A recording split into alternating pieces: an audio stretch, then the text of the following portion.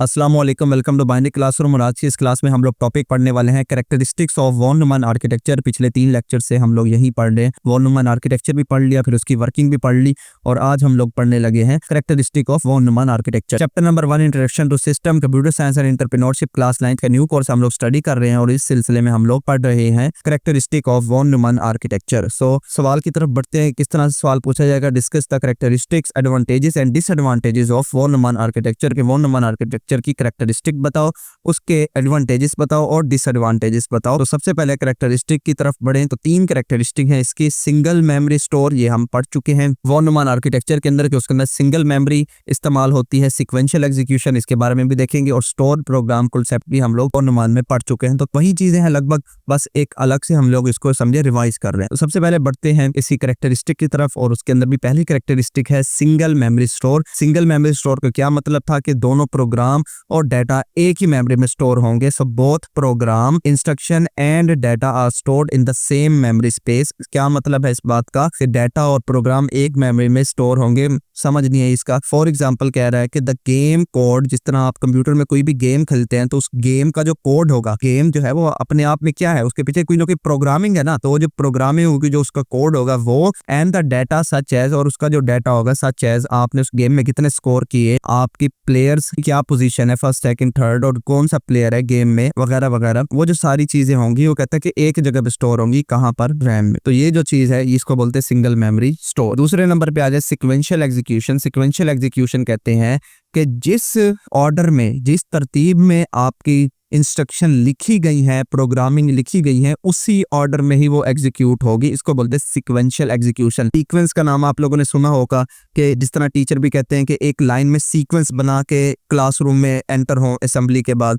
तो सीक्वेंस का क्या मतलब होता है कि 1 बाय 1 जो पहले वाला है वो पहले जाएगा, फिर दूसरे वाला जो दूसरे नंबर पे जाएगा, फिर तीसरे वाला तीसरे नंबर पे, चौथे वाला चौथे नंबर पे। इसको कहते हैं सीक्वेंशियल एग्जीक्यूशन। तो यहाँ पर भी ऐसा होगा, the instruction are processed one after another in a sequence. एक सीक्वेंस में के अंदर तमाम की तमाम इंस्ट्रक्शन जो है एक के बाद एक प्रोसेस की जाएंगी।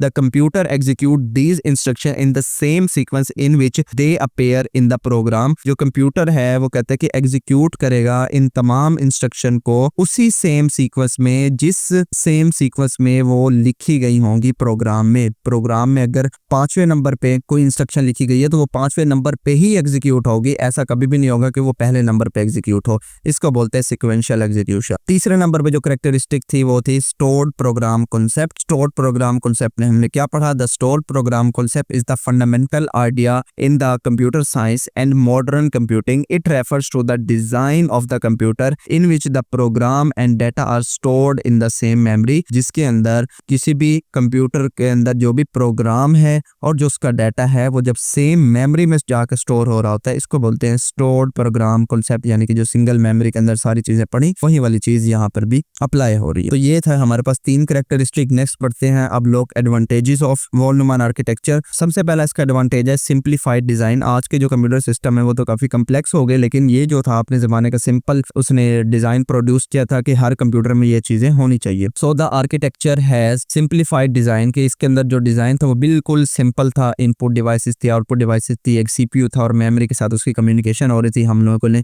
वॉन न्यूमैन आर्किटेक्चर के पहले लेक्चर में ये सारी चीजें देखी हैं कि इसका डिजाइन जो है वो बिल्कुल सिंपल था। As it store both instruction and data in the same memory, के क्योंकि वो इंस्ट्रक्शन भी और डाटा भी एक ही मेमोरी में स्टोर करता था। दूसरे नंबर पे फ्लेक्सिबिलिटी। फ्लेक्सिबिलिटी का क्या मतलब होता है कि किसी भी चीज को अगर आप आसानी से मॉडिफाई कर पा रहे हैं, यानी कि तब्दील कर पा रहे हैं, उसको अपडेट कर पा रहे हैं, वो होती है flexibility. So the program can be modified और updated by the changing the instruction in the memory. के जब भी मेमोरी में कोई इंस्ट्रक्शन तब्दील हो रही है, उसके तब्दील होने से प्रोग्राम में तब्दीली आ रही है या नहीं आ रही, ये होती है फ्लेक्सिबिलिटी। अगर वो तब्दीली आ रही है तो इसका मतलब वो प्रोग्राम आपका फ्लेक्सिबल है, अगर नहीं आ रही इसका मतलब प्रोग्राम आपका फ्लेक्सिबल नहीं है। तीसरे नंबर पे हमने देखा कि programmability. Programmability means the computer can load different program into a memory. Computer मुख्तलिफ प्रोग्राम एक मेमोरी में लोड कर सकता है and execute them without requiring the hardware change, और बगैर हार्डवेयर को तब्दील किए हर प्रोग्राम को वो एग्जीक्यूट कर सकता है। मतलब क्या इस बात का कि जिस तरह आज के कंप्यूटर में अगर आप देखें ना कि अगर किसी के पास कम स्पेसिफिकेशन वाला कंप्यूटर है तो उसके अंदर वो जो GTA वाई सिटी जो थी पुराने दौर की वो तो चलती थी, लेकिन जो अब GTA 6 आ रही है वो नहीं चलेगी।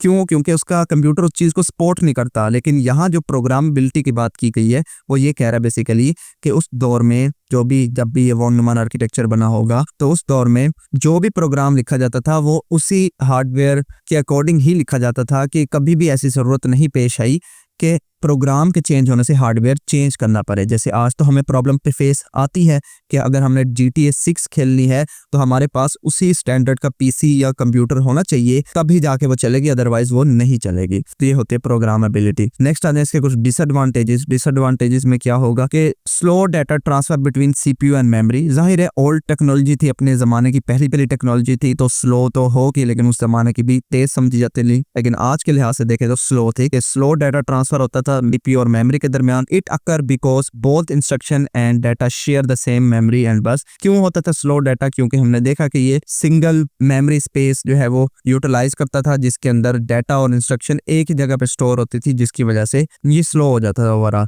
सिक्योरिटी रिस्क में भी यही वजह आएगी कि क्योंकि डाटा जो है और इंस्ट्रक्शन जो है वो एक ही जगह पे पड़ी हुई है, तो जब भी डाटा एक जगह पे पड़ा होता है तो वो हमेशा रिस्क में ही रहता है ना। जिस तरह आपके तमाम के तमाम कोई कीमती चीज़ है वो एक ही जगह पड़ी है, तो कभी खुदा ना खास्ता वो चोरी होती है तो वो सारा का सारा माल चला जाता है। हाँ, अगर वो आपने डिस्ट्रीब्यूट करके रखी हुई है, कोई कहाँ, तब वो सिक्योरिटी रिस्क जो है वो कम हो जाता है। तो ये यहाँ पर भी वही चीज़ अप्लाई है कि डाटा और इंस्ट्रक्शन एक ही जगह थे, तो इसलिए सिक्योरिटी रिस्क ज़्यादा हो सकता। तो ये था हमारे पास ओवरऑल हम लोगों ने कैरेक्टरिस्टिक और एडवांटेजेस देखे। आई होप आपको लेक्चर पसंद आएगा।